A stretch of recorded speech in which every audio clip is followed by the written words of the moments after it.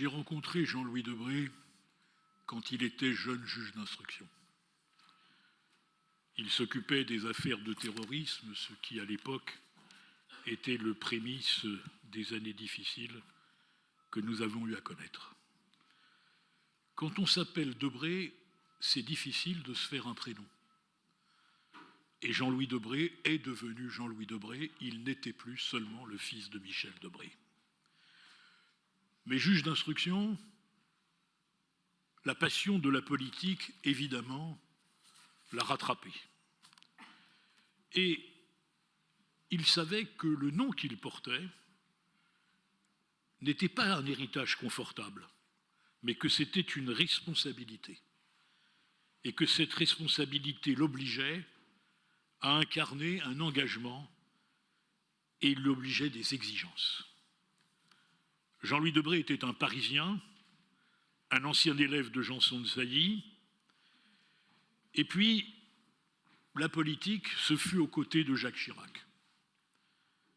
Et je peux témoigner que dans les temps difficiles, quand Jacques Chirac se retrouva bien isolé, Jean-Louis Debré fut le premier des compagnons à être à ses côtés, et nous étions peu nombreux, je pense à Jeanne d'Auxerre, la maire du 8e, et malgré les sondages, malgré les lectures des journaux bien informés, il y avait une petite phalange qui croyait au destin de Jacques Chirac, et Jean-Louis Debré en fut l'un des principaux animateurs.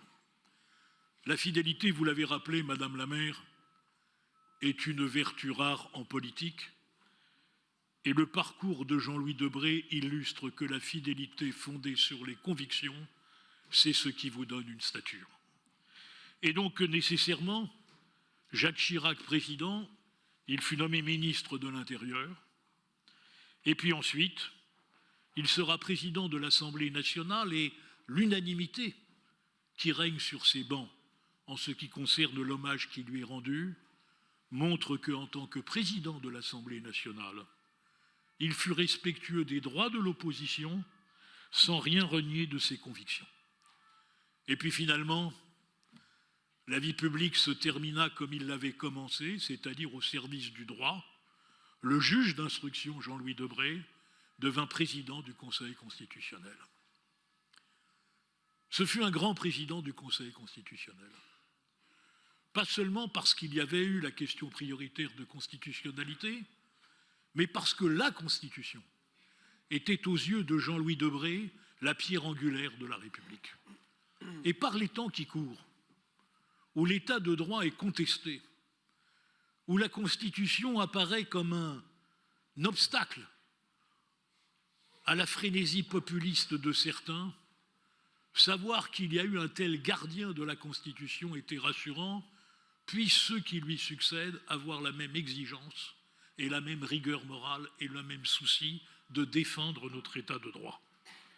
Et puis Jean-Louis Debré fut un élu de Paris, je n'y reviendrai pas, mais surtout, c'était un homme aux talents multiples.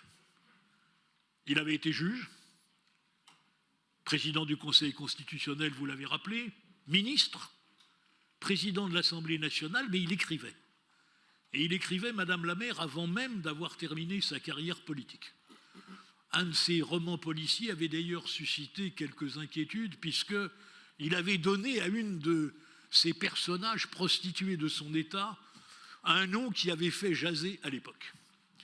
Jean-Louis avait beaucoup d'humour. Il avait une immense culture, historique, politique et littéraire. C'était un homme libre. Et cette liberté, il la puisait tout simplement dans le fait qu'il avait une boussole.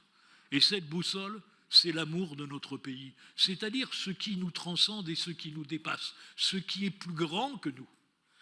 Et cette fidélité à la République et cet amour de la France en font un oiseau rare par les temps qui courent, et c'est pour ça que je pense qu'il suscite le respect, voire pour certains l'étonnement. Alors la famille gaulliste a perdu un de ses piliers, a perdu un de ses amis, et dans la fidélité à Jacques Chirac, nous nous en souvenons, et je vous remercie, Madame le maire, de faire en sorte que le souvenir de Jean-Louis Debré reste présent dans l'esprit des Parisiens. Merci.